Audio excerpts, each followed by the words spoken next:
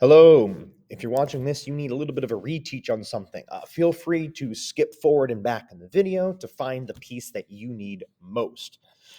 Here we go, though. We're going to start with what our learning intentions are. There are a lot of them here, but you know what? The most important ones, the things for this project, the things I'm going to be grading you on specifically, you don't need to worry about those. You need to be able to describe how momentum moves. You need to be able to calculate momentum of a system. You need to be able to solve for sticky and bouncy collision problems. That's the stuff that you, on your own, need to be able to do. The other stuff is just stuff you need to be able to do with help. All right, so let's jump into it. First off, let's make sure we understand what our learning objectives are telling us. Describe how the momentum moves within a system using the conservation of momentum. Describe means tell me everything you know. Everything about this idea, talk to me. Momentum, that's our number, a quantity, sort of kind of tells us how difficult it's going to be to stop something.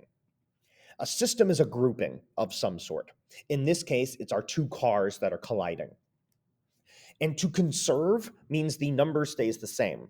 In this case, the number staying the same is momentum. All right, so how is the momentum moving in this system? I got a truck moving, a car still.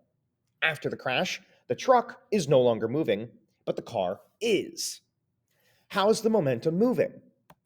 I would say the momentum starts in the truck and then goes into the car. So the truck stops moving, it's out of momentum, and the car starts moving because now it has momentum. All right, what about here?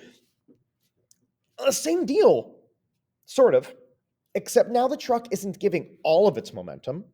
The truck is only giving some of its momentum. So it slows down because it's lost momentum, but the red car speeds up because it gained momentum. All right, what about here? Literally the exact same thing as this. The only difference is now they're stuck together. But it's still, the truck shared some of its momentum, and now they're both moving. All right, not so bad. Can you calculate the momentum of a system? So not the momentum of just one car, but the momentum of both cars added together. When I say calculate, I mean use an equation, get a number, do algebra. So here, okay, well, our equation for momentum of a system is mass times velocity of A plus mass times velocity of B. So here's my work. I have my equation, I plug in my numbers. The truck has a mass of 2,100, velocity of positive 10. The car has a mass of 1,500, velocity of 0.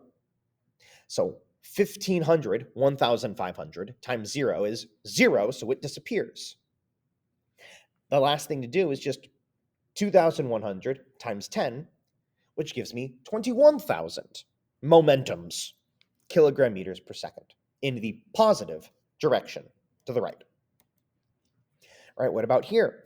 Same exact thing, except now the car doesn't have a velocity of 0, it has a velocity of negative 10. Okay, so 2,100 times positive 10 gives me 21,000.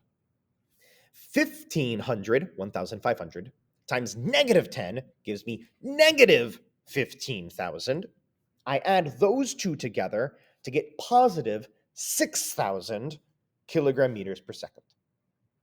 I just found the momentum of A, found the momentum of B, added them together. The plus and the minus are important. All right, now we're after the crash. It doesn't matter, it's the exact same relationship. Find the momentum of A, find the momentum of B, add them up. Okay, so here I got 2,100 times positive 5, which gives me 10,500. And 1,500 kilograms times 14 gives me 21,000. All right, all those numbers are positive. So you just add them up, positive 31,500 kilogram meters per second. Beautiful. Well, what about here then, where they stuck together? Same relationship. except I got to add the masses together because they're together. All right, so I got my 2,100 and my 1,500, which gives me a total mass of 3,600. That 3,600 kilograms is traveling at positive 7 meters per second. So the momentum of the system is positive 25,200 kilogram meters per second. Yay. Not so bad. Remember, you're doing this with a calculator. It's not so bad. But now can we use the conservation of momentum to solve problems? All right, well, the conservation of momentum states that the total momentum of the system before the crash and the total momentum of the system after the crash have to be the same number. Will always be the same number. All right, so let's go through a sticky example. So this is a lot like case file number 1. I don't know the initial velocity of the truck, but I know the car wasn't moving. And afterwards, they were stuck together going positive 7. First thing I got to do is realize what my numbers are. I have mass A, velocity initial A is my unknown. I know mass B, velocity initial B is 0. I know mass A, mass B, and V final. Okay, so here's my equation. On the right, we've already done that. On the left, we don't know VIA. So I'm going to plug in my numbers. Look, on the right, that's literally what we just did on the last slide. Okay, so now I'm just going to simplify. 1,500 times 0 is 0, so it disappears. And on the right, 2,100 plus 1,500 gives me 3,600 times 7 gives me 25,200. Okay, sure. I got to get rid of that 2,100 that's there on the left. I want to get rid of it. So I divide both sides by that number. And that'll give me my final answer.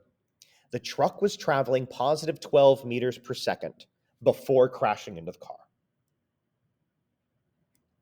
All right, bouncy example. Guess what? It's the exact same thing. Identify what you know.